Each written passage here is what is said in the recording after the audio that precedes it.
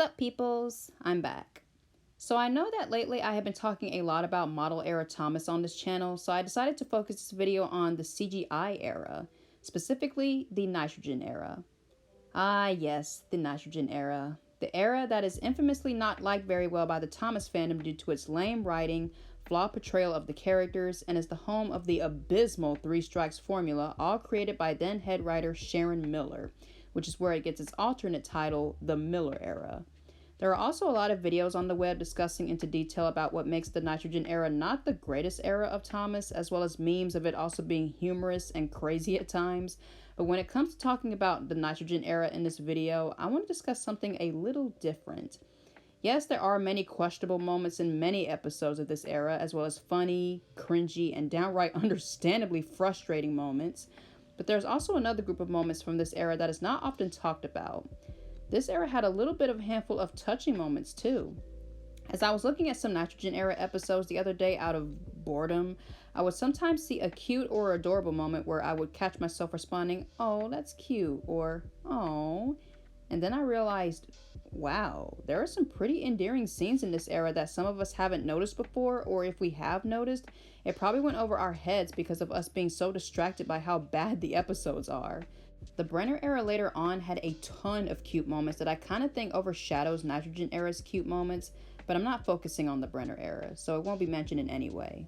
Plus, it was the better CGI era. No, I want to specifically spotlight the Nitrogen era. So for this video, I want to run back on a selection of these nice little moments I found and look deeper into them, because some of them are really noteworthy. Now, there isn't a lot of cute moments I could find because, let's be honest, the Nitrogen era was more problematic and awkward than anything else. But for its small, touching scenes here and there, I definitely think they're worth shouting out and being recognized. So, with that being said, here is a little countdown of some of the top 5 sweetest or cutest moments of the Nitrogen era. Number 5, Hiro's Gift.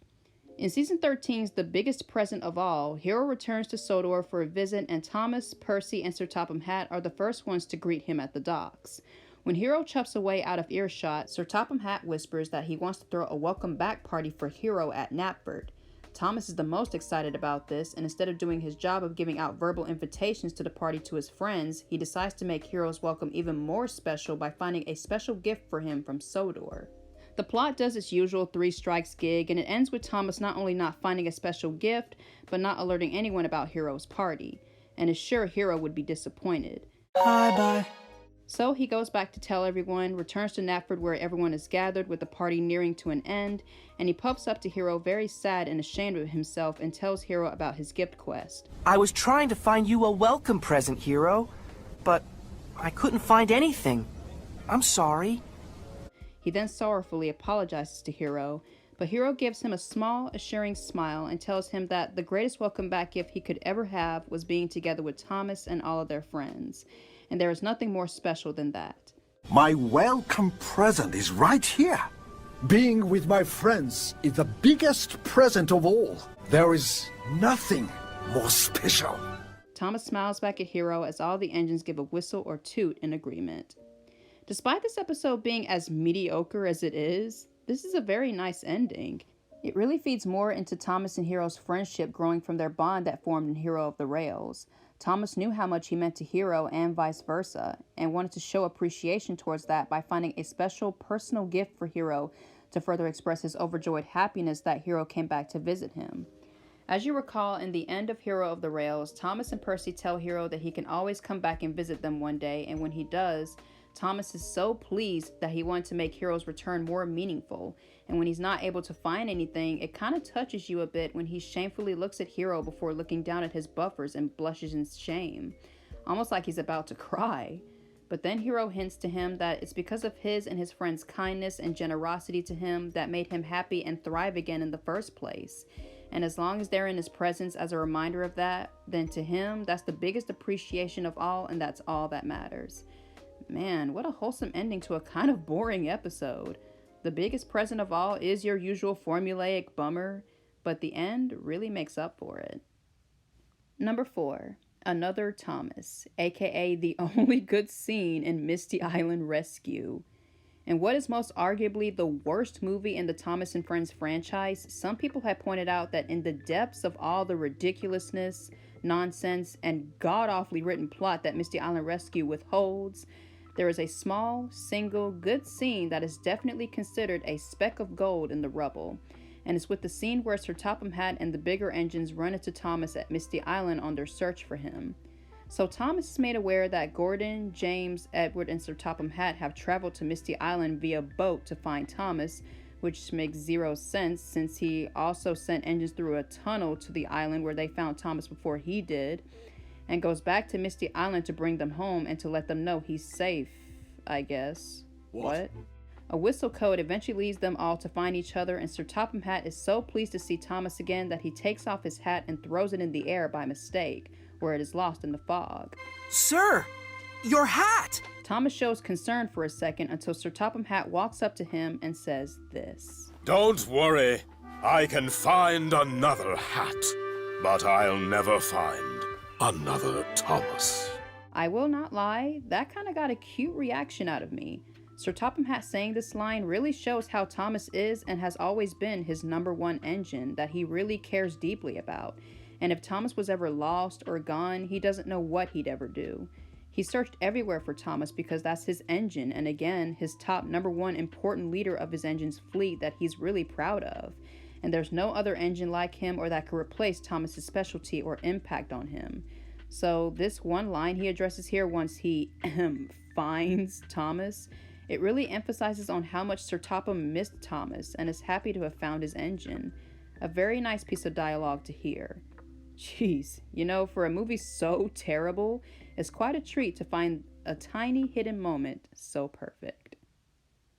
Number 3, Edward and Katie. This moment I have always adored, and it is quite frankly what I consider one of the sweetest moments of the Nitrogen era, for it's not just the scene itself, but the nice little tone of it too. In season 15's Edward the Hero, Edward is, for whatever reason, worried that he can't be a hero of a sort like other characters, which is extremely ironic considering that in the older years he was way more of a hero many times more than anyone else. But anyway, he puffs around and finds himself helping out others in various situations. One of these instances is when he stumbles across Katie, Farmer McCall's sheepdog, wandering around helpless and lost while trying to find some sheep.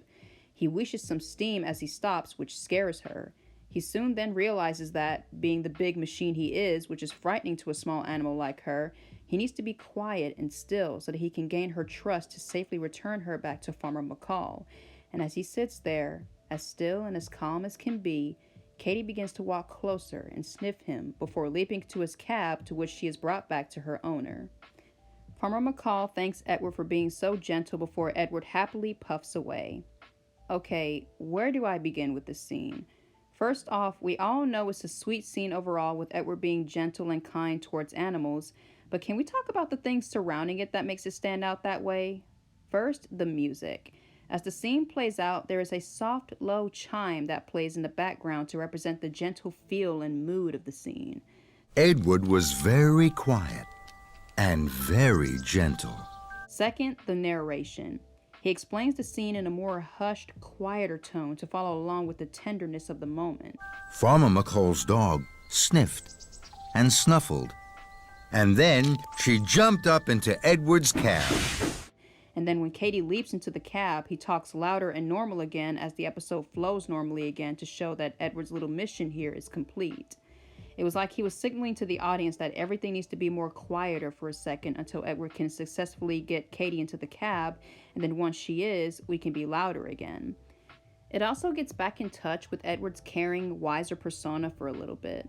He's wise to know he needs to be easy here with Katie, and even though he doesn't say anything, Katie can sense how kind and caring he's being towards her. Some would say the driver could have did this, but Edward himself doing it makes it all the more entertaining and cool to see. I love it so much. The sweet and gentle vibes of the quality of the scene and the scene itself is so endearing. It easily counts as one of my favorite moments in this era. Again, I love it. Number 2, Thomas the Piglet. Yet another sweet animal moment from the Nitrogen era. Man, when you think about it, Nitrogen era Thomas really liked to play around with animals, huh? This time it's about Thomas and some cute piglets with Farmer Trotter. In the season 13 episode, Thomas and the Pigs, one of Farmer Trotter's female pigs is due for birth soon, and Thomas is scheduled to collect straw from Farmer McCall's farm to bring back to Farmer Trotter's farm for the piglets once they're born. Thomas gets distracted, of course, and thinks of other things the piglets might like other than straw, like food. The food takes up his flatbed and he has no room for the straw he was supposed to collect. So he puts things right and collects the straw to bring back to Farmer Trotter just in time as the pigs are born that evening. Thomas is pleased to see the new baby pigs. Bubbling boilers! Look how small they are, and how sweet. And can see them wiggling comfortably in the straw. Farmer Trotter then brings one of the newborn piglets to see Thomas, to which Thomas cutely remarks, Aw, that little piglet is looking at me. And Farmer Trotter gazes down at the piglet and decides to name it Thomas, which makes Thomas whistle in delight. Now that I think about it, this might be one of the only season 13 episodes that I find pretty okay. Yeah, sure, it has the 3 strikes you're out plot and all, and Thomas being the forgetful, silly character he has been in this era. But the whole plot point of it centering around Thomas and his involvement with the pigs is really pure to see. Especially at the end where we see his heart melting at the sight of the piglets. And the piglet named after him smiling up at him was the cutest thing ever. If anything, whenever I rewatch this episode, every time I damn near have the same reaction as Thomas. Aww, that little piglet is looking at me. him. That's so cute. I think I'll call him Thomas. Thomas was so happy. I also like how in the beginning this episode tackles the countryside settings of Sodor, talking briefly about the farm life and what kind of animal farms there are throughout the countryside. A really neat touch. Overall, Thomas and the Pigs is, while your usual formulaic routine episode of season 13, also a charming, sweet little episode. Too cute. One quick little honorable mention I want to give is to Dowager Hatt kissing Sir Topham when she sees her self-portrait in the season 13 episode, Percy's Parcel. Sir Topham Hatt has always had a humorous yet wholesome relationship with his mother, so that was a nice sweet little moment. Number 1. Sir Topham Hatt's birthday carriage. I think we can all agree that out of all the moments I've talked about so far, this one definitely deserves to be number 1. In season 16's Happy Birthday, Sir, Edward tells Thomas, Salty, and Winston the story of how when he and Sir Topham Hatt were young and he first arrived on Sodor, Sir Topham Hatt would ride in a special blue birthday carriage behind Edward on his birthday every year. However, much time passed and the carriage was lost and forgotten. Thomas and Winston are to set out to run errands for Sir Topham Hatt together, but Winston, enthralled by the story, is determined to find the old birthday carriage. He keeps leaving Thomas at every stop they make to look for it. At last, Thomas, fed up with Winston running off, puts Winston in front of him, and it's then that Winston finally spots the old carriage behind some trees. They take the carriage to be restored, and once it is, it, being pulled by Edward once again, is taken to Knapford as a surprise to Sir Topham Hatt. He then suddenly remembers his precious birthday carriage and is emotionally happy to see it again after so many years. Every year, on my birthday. He thanks Thomas and Winston for finding it, which makes the two very happy as well. At first when I saw this, I was really confused and kind of chuckling at how out of nowhere, after being abandoned and forgotten about, this birthday carriage that Sir Topham Hatt used to ride in just popped up out of nowhere in the woods, out in the open when Thomas and Winston found it. Like, did no one else see it after so long? And if they did, it most likely wouldn't still be there. It would have most likely have been taken for scrap or something throughout that time. But for the sake of this episode's ending, let's not think too much into it. After all, this is still the nitrogen era. So many fans have now used the scene as a popular meme for whenever someone's birthday comes up, and I can see why.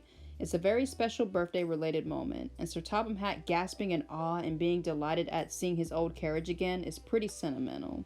And the fact that Edward is still pulling it makes it all the more so. I also like how Edward recalls how Sir Topham's smile would light up the sky as he was riding around. I remember his smile. It would light up the sky. It's really sweet how much Winston wanted to make his owner's birthday especially grand that year by granting him with something that was once so significant every once a year and that would take Sir Topham literally back to his youth. And he didn't disappoint. Topham's eyes lit up when he saw his gift, and it's no doubt that it made his entire day. Finding something old that belonged to someone of older age and making it new again to surprise that said person has got to be one of the best feelings ever. And Happy Birthday Sir's ending did a great job portraying that. Probably the best birthday gift that Topham has ever received. I really like this episode and its ending. I like the flashback, Winston's dedication to make his controller happy, and how overall heartwarming both the episode and the ending are. Truly deserving of being considered a hidden gem of the Nitrogen era. So yeah, those are some of the most moving and sweetest moments I've noticed while rewatching the Nitrogen era. I've seen other videos talking about other things like the top chaotic moments or the top funniest moments of this era, but not a lot of discussion of the cuter, smaller moments spotted here and there. And I just had to talk about it because, gosh darn it, of how weird and horrible this era of the show is considered to be. The heart-touching moments are really worthy of note and are some of my favorite parts of Nitrogen era Thomas, and I'm glad I got to talk about them in this video. What are some of your favorite moments from the Nitrogen era? Did any of y'all notice any more touching moments I may have missed? Sound off down in the comments below.